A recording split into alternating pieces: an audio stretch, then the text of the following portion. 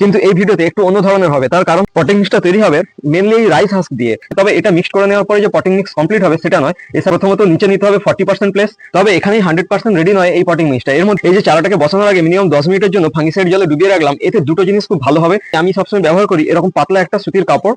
গাছটা তো বসানো কমপ্লিট হয়ে গেছে, কিন্তু একটা ইম্পর্টেন্ট কাজ বাকি থেকে গেছে, তাই জলটা সবসময় গোলাপ গাছে মেপে দিতে হবে এবং দেখে শুনে দিতে হবে। এই ধরনের ভালো ভালো গোলাপ গাছগুলোর জন্য আদর্শ পটিং মিক্স কিভাবে তৈরি করতে হয় এবং ওই পটিং মিক্সে গাছগুলোকে কিভাবে রিপোর্টিং করতে হয় সেটা তোমাদেরকে আগের ভিডিওতে দেখিয়েছি। কিন্তু এই ভিডিওতে একটু অন্য ধরনের হবে, তার কারণ হচ্ছে এই গোলাপ গাছ সবসময় একরকম পটিং মিক্সে বসানো হয় না। অনেকে অনেক ধরনের পটিং মিক্স তৈরি করে এবং গোলাপ গাছ রিপোর্টিং করে। প্রত্যেকটা পটিং মিক্সই কিন্তু ভালো এবং প্রত্যেকটা পটিং মিক্সে গাছ খুব ভালো গ্রোথ হয় যদি ঠিকঠাক ভাবে পটিং মিক্স তৈরি করা হয়। সেরকমই আজকে তোমাদেরকে আরেক ধরনের পটিং মিক্স তৈরি করা দেখাবো। পটিং মিক্সটা তৈরি হবে মেনলি এই রাইস হাস্ক দিয়ে। অ্যাকচুয়ালি অনেকের কোশ্চেন থাকে যে রাইস হাস্কে গোলাপ গাছ তো খুব ভালো হয়, কিন্তু এই রাইস হাস্ক দিয়ে কিভাবে গোলাপ গাছের মাটি তৈরি করতে হয়। আচ্ছা, প্রথমে আমরা জেনে নেব এই রাইস হাস্ক কি। রাইস হাস্ক আর কিছুই নয়, এ হচ্ছে ধানের তুষ। আমরা একে ইংলিশে রাইস হাস্ক বলে থাকি। এই ধানের তুষে গোলাপ গাছ কিন্তু খুব ভালো হয়, কিন্তু এই ধানের তুষ দিয়ে কিভাবে পটিং মিক্স তৈরি করলে সেই পটিং মিক্সে গোলাপ গাছ খুব ভালো গ্রোথ হবে এবং গাছে প্রচুর পরিমাণে ফুল হবে সেটা অনেকের জানা নেই। আজকের এই ভিডিওতে তোমাদেরকে একেবারে ডিটেলসে হাতে কলমে দেখাবো যে এই রাইস হাস্ক দিয়ে কিভাবে এই গোলাপ গাছের জন্য আদর্শ পটিং মিক্স তৈরি করতে হয়। গোলাপ গাছের এই পটিং মিক্সটা তৈরি করার জন্য আমি এখানে 40% রাইস হাস্ক নিয়েছি, মানে ধানের তুষ নিয়েছি, আর সঙ্গে নিয়েছি 30% garden soil, normal garden soil, যার মধ্যে অল্প পরিমাণ বালি মেশানো রয়েছে। হালকা দোআঁশ মাটি হলে খুবই ভালো হয়। এইরকম নর্মাল গার্ডেন সয়েল মানে দোআঁশ মাটি যদি তোমরা না পাও, যদি তোমাদের কাছে এঁটেল মাটি থাকে, তাহলে ওই মাটির সাথে 10 থেকে 20% লাল বালি মিশিয়ে মাটিটাকে তোমরা দোআঁশ মাটি তৈরি করে নিতে পারো। কারণ এই গোলাপ গাছের জন্য দোআঁশ মাটি হলে খুব ভালো হয়, গাছ খুব ভালো গ্রোথ হয়। ধানের তুষ দিয়ে এই পটিং মিক্স তৈরি করতে গেলে আরো একটা ইম্পর্টেন্ট জিনিস লাগবে, সেটা হচ্ছে এই ভার্মি কম্পোস্ট। এরকম ভার্মি কম্পোস্ট যে কোনো নার্সারিতে তোমরা খুব সহজে পেয়ে যাবে। ম্যাক্সিমাম কত, 2.5 কেজির দাম 50 টাকা, মানে কেজি 20 টাকা করে তোমরা পেয়ে যেতে পারো, বা আরো কমে কোথাও পেয়ে যেতে পারো। তবে এই ভার্মি কম্পোস্ট গোলাপ গাছের জন্য খুবই ইম্পর্টেন্ট একটা জিনিস। চলো এখন প্যাকেটটাকে কেটে নিয়ে এখান থেকে 30% ভার্মি কম্পোস্ট আমরা বের করে নেবো এই পটিং মিক্সটা তৈরি করার জন্য। যতটা পরিমাণে মাটি আমি এখানে নিয়েছি ততটা পরিমাণে ভার্মি কম্পোস্ট আমার এখানে নিতে হবে। দেখো 30% মাটি, 30% ভার্মি কম্পোস্ট এন্ড 40% এই যে রাইস হাস্ক মানে ধানের তুষ, এই দিয়ে পটিং মিক্সটা এখন তৈরি করে নিতে হবে। তবে এটা মিক্সড করে নেওয়ার পরে যে পটিং মিক্স কমপ্লিট হবে সেটা নয়, এর সাথে আরো অনেক কিছু ব্যাপার আছে, অনেক কিছু মেশাতে হবে। ধীরে ধীরে তোমাদেরকে আমি আগে দেখাচ্ছি। এরকম ছোট গোলাপ গাছগুলোকে বসানোর জন্য আমি এখানে 8 ইঞ্চি মাপের একটা প্লাস্টিকের টব নিয়েছি। মাটির টব ছাদে থাকলে হনুমান এলে প্রচুর উৎপাত করে এবং টবগুলোকে ফেলে ভেঙে দেয়, তার জন্য আমি প্লাস্টিকের টব ব্যবহার করছি। এই প্লাস্টিকের টবে 3টে ভাগে ভাগ করে নিতে হবে। প্রথমত নিচে নিতে হবে 40% প্লেস, তারপরে নিতে হবে 30%, তার উপরে নিতে হবে 30%। ওই 40% প্লেসে আমরা এই ধানের তুষ দেবো, তারপরে 30%-এ দেবো মাটি, 30%-এ দেবো ভার্মি কম্পোস্ট। এইভাবে টবে মাটিটা নিয়ে সেই পরিমাণ মাটিটাকে একসাথে ভালো করে মিশিয়ে নিলে একটা টবের মাটি আমাদের রেডি হয়ে যাবে। তার মধ্যে এই ধানের তুষগুলো ভর্তি করব। এটা কিন্তু পটিং মিক্স রেডি হয়নি। পটিং মিক্স রেডি করার জন্য আমরা একটা মাপের মিডিয়াগুলো সব নিয়ে নিচ্ছি। এই যে প্রায় 40% অংশ পুরো ভর্তি হয়ে গেছে, মানে এতটা অংশ ভর্তি হয়ে গেছে। এরপরে আমি দেবো 30% এই গার্ডেন সয়েল, আর বাকি যে 30% বাকি রয়েছে ওই 30% আমি দেবো ওই ভার্মি কম্পোস্ট। দেখো পরিমাণটা পুরো একটা টবের মাপে হয়েছে। এবারে এগুলোকে একটা জায়গাতে আমরা একসাথে ঢেলে নেবো। এইভাবে একসাথে ঢেলে নিয়ে তারপরে এটাকে একসাথে খুব ভালো করে মিশিয়ে নিয়ে পটিং মিক্সটা রেডি করতে হবে। আমি এইভাবে টবের মাপ দিয়ে তোমাদেরকে দেখালাম যাতে তোমাদের বুঝতে একদম অসুবিধা না হয়, খুব সহজে যাতে এই পটিং মিক্সটা তৈরি করে নিতে পারো। এইভাবে খুব ভালো করে মিশিয়ে নিতে হবে। দেখো পটিং মিক্সটা মোটামুটি রেডি, একদম ঝুরঝুরে আর একদম হালকা। এতে এই গোলাপ গাছের শিকড় খুব ভালোভাবে গ্রোথ হবে। তবে এখানেই 100% রেডি নয় এই পটিং মিক্সটা, এর মধ্যে আরো কয়েকটা জিনিস মেশানো হবে, সেটা তোমাদেরকে আগে গিয়ে দেখাচ্ছি। তার আগে আরো একটা ইম্পর্টেন্ট কাজ রয়েছে, সেটা হচ্ছে এই গোলাপ গাছগুলোকে এই প্যাকেট থেকে বের করে মিনিমাম 10 মিনিটের জন্য একটা ফাঙ্গিসাইড জলে ডুবিয়ে রেখে দিতে হবে। আমি এখানে একটা বালতির হাফ বালতি জল নিয়ে নিয়েছি। এটা একটা ছোট বালতি, হাফ বালতি মানে এখানে প্রায় 2.5 লিটার মতো জল রয়েছে। এই জলের মধ্যে আমি অল্প করে ফাঙ্গিসাইড মিশিয়ে নেবো। আমার কাছে সাব ফাঙ্গিসাইড রয়েছে, আমি ওটাকেই মিশিয়ে নিচ্ছি। তোমাদের কাছে অন্য কিছু থাকলে তোমরা ব্যবহার করতে পারো, কোনো অসুবিধা নেই। আমি এখানে অল্প করে সাব ফাঙ্গিসাইড নিলাম, নিয়ে এই জলটাতে মিশিয়ে দেবো, দিয়ে জলটাকে খুব ভালো করে গুলে নেবো। এরপরে মেন কাজ হচ্ছে এই প্যাকেট থেকে গাছটাকে বের করে নিতে হবে। তার জন্য আমাকে গ্রো ব্যাগটাকে এইভাবে কেটে নিতে হবে। কারণ গ্রো ব্যাগ থেকে যদি আমরা জোর করে বের করতে চাই, গ্রো ব্যাগটা না কেটে, তাহলে কিন্তু গাছের শেকড় নষ্ট হতে পারে, গাছটাও নষ্ট হয়ে যেতে পারে। সেই জন্য গ্রো ব্যাগটাকে কেটে এইভাবে বের করে নিলাম। নার্সারিতে যে মাটিতে গাছগুলো লাগানো রয়েছে এই মাটিগুলো খুব শক্ত আর একেবারে চ্যাটচ্যাটে, তো এই মাটিতে গাছের শিকড় খুব ভালোভাবে গ্রোথ হতে পারে না। এখন কি করব, এই গাছটাকে মিনিমাম 7 থেকে 10 মিনিটের জন্য এই ফাঙ্গিসাইড জলে ডুবিয়ে রেখে দেবো।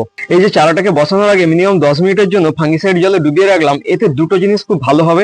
এক হচ্ছে গাছের গোড়ার অতিরিক্ত মাটি একেবারে ঝরে যাবে, ঝরে গিয়ে শেকড়গুলো আলগা হয়ে যাবে। আর দুই হচ্ছে গাছে যদি কোনো ফাঙ্গাস অ্যাটাক থাকে আগে থেকে, বা ওই পুরোনো মাটিতে যদি কোনো ফাঙ্গাস থাকে, তাহলে এই কাজটা করার পরে ফাঙ্গাসের হাত থেকে এই গাছটা খুব ভালোভাবে বেঁচে যাবে এবং শেকড়গুলো ফাঙ্গাস অ্যাটাক থেকে মুক্তি পাবে। এই ফাঙ্গিসাইড জলে গাছটাকে আমি মিনিমাম 10 মিনিটের জন্য এইভাবে ছেড়ে দিলাম। এখন এই ফাঁকটাতে আমি পুরো পটিং মিক্সটাকে 100% রেডি করে নেবো। তার জন্য কি করতে হবে, এখানে কয়েকটা সার মেশাতে হবে। গোলাপ গাছ কিন্তু শিংকুচি আর হাড় সার খুব পছন্দ করে, তাই আমি এখানে 1 মুঠো শিংকুচি মেশাবো আর সঙ্গে মেশাবো হাড় সার। এই শিংকুচি আর হাড়সার ছাড়া আরো একটা জিনিস মেশাতে হবে, সেটা হচ্ছে এই নিমখোল। নিমখোলের গুরুত্ব এই গোলাপ গাছের মাটি তৈরির জন্য খুবই ইম্পর্টেন্ট, কারণ এই মাটিতে অনেক রকমের খারাপ ব্যাকটেরিয়া থাকে। সেই ব্যাকটেরিয়ার হাত থেকে এই গাছগুলোকে বাঁচানোর জন্য নিমখোল অবশ্যই ব্যবহার করতে হবে। এছাড়া এখন আমরা কিছু ব্যবহার করবো না, পটাশ, ডিএপি কোনো কিছু ব্যবহার করা যাবে না। গাছগুলো বসানোর পরে আগে গ্রোথ হতে টাইম দিতে হবে, ভালোভাবে গ্রোথ হয়ে যাওয়ার পরে তারপরে আমরা সময় মতো বা দরকার মতো পটাশ এবং ডিএপি ব্যবহার করতে পারি। এখন এই পটিং মিক্সটাকে খুব ভালো করে মিশিয়ে নিতে হবে, দিলে কিন্তু আমাদের এই পটিং মিক্স 100% রেডি গোলাপ গাছ বসানোর জন্য। দেখো পটিং মিক্সটা 100% রেডি। এখন কেমন লাগছে, একেবারে ঝুরঝুরে আর হালকা।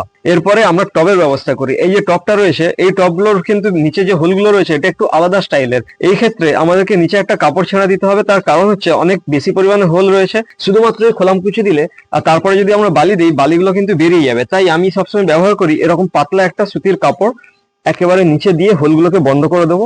সুতির কাপড় দিচ্ছে এই কারণে, এই কাপড় থেকে জল খুব সহজে বাইরে বেরিয়ে যেতে পারে, জল জমে থাকার কোনো প্রবলেম থাকে না। এরপরে আমরা কিছু পরিমাণে খোলামকুচি দিয়ে দেবো। এখানে কিন্তু ড্রেনেজ সিস্টেম কমপ্লিট হয়নি, এর উপরে অল্প পরিমাণে বালি দিতে হবে, তাহলে কিন্তু 100% কমপ্লিট হবে এই ড্রেনেজ সিস্টেম। ব্যাস, টবের ড্রেনেজ সিস্টেম পুরোপুরি রেডি। এরপরে পরিমাণ মতো পটিং মিক্স এই টবের নিচে দিয়ে দিতে হবে।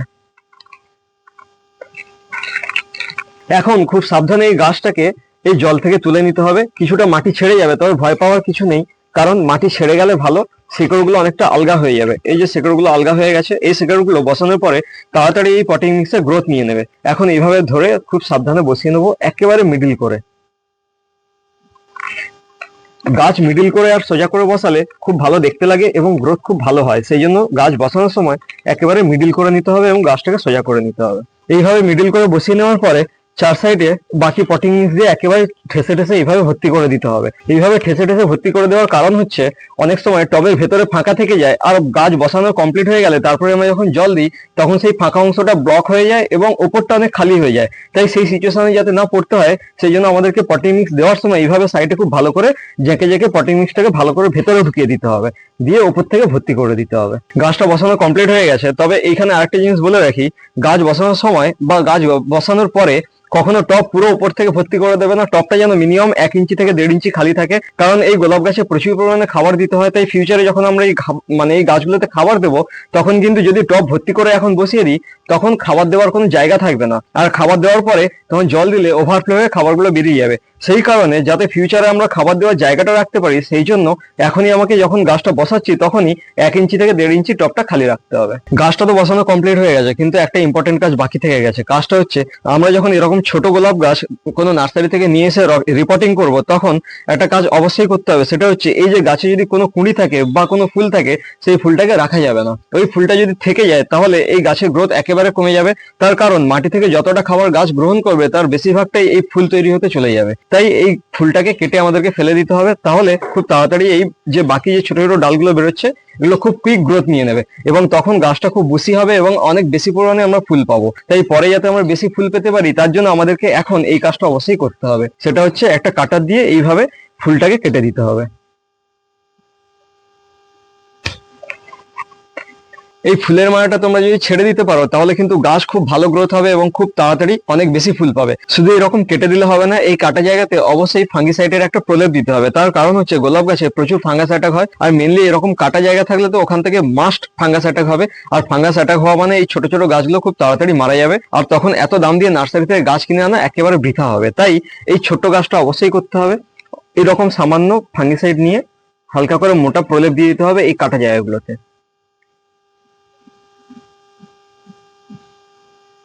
গাছ বসানোর পরে সব থেকে শেষে সব থেকে যে দরকারি কাজটা করতে হয় সেটা হচ্ছে গাছের গোড়ায় পরিমাণ মতো জল দিয়ে পুরো পটিং মিক্সটাকে ভিজিয়ে দিতে হবে। এই গাছটাকে এখন একটু সাইড করব, তারপরে গাছে জল দেবো। আমি নর্মাল জল দেবো না, যে ফাঙ্গিসাইড জলটাতে আমি এই গাছটা ডুবিয়ে রেখেছিলাম ওই জলটাই এই গাছের গোড়ায় দিয়ে দেবো। তাতে কি হবে, ফাঙ্গাস মুক্ত হবে এই পটিং মিক্সটা। একটু বেশি করেই জল দিতে হবে যাতে পুরো পটিং মিক্সটা খুব ভালো করে ভিজে যায়। যখন দেখবো টবে নিচ থেকে অল্প অল্প জল বেরোতে শুরু করেছে তখন আমরা জল দেওয়া বন্ধ করে দেবো। প্রথমবার এইভাবে পুরো মাটিটাকে ভিজিয়ে দিলে প্রায় 2-3 দিন এখন আমাদেরকে জল দিতে হবে না। তারপরে যখন উপরের মাটিটা হালকা শুকিয়ে যাবে তখন আমরা অল্প অল্প করে এই গাছগুলোতে জল দেবো। খুব বেশি জল দিলে শিকড় পচে যাওয়ার চান্স থাকে, তাই জলটা সবসময় গোলাপ গাছে মেপে দিতে হবে এবং দেখে শুনে দিতে হবে।